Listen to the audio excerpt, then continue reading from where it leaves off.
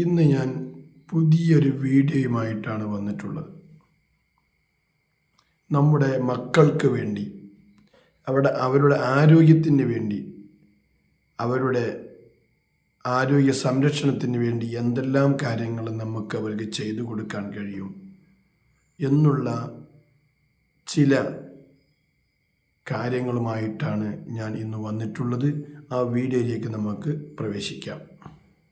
ഇരുമ്പും നാരും ധാരാളം അടങ്ങിയ ഈന്തപ്പഴം കുട്ടികളുടെ ഭക്ഷണത്തിൽ ഉൾപ്പെടുത്തിയാൽ വിളർച്ച ഒഴിവാക്കാം. എല്ലാവർക്കും ഈന്തപ്പഴം കുരുകളഞ്ഞതിൽ ബദാമും കശുവണ്ടിയും നിറച്ച് നെയ്യിൽ പൊരിച്ചെടുക്കാം.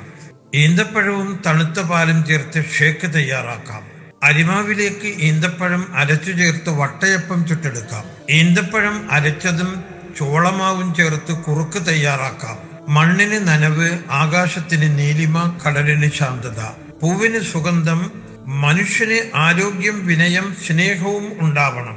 എന്നാൽ ആരോഗ്യമുള്ളവരായി ജീവിക്കാം.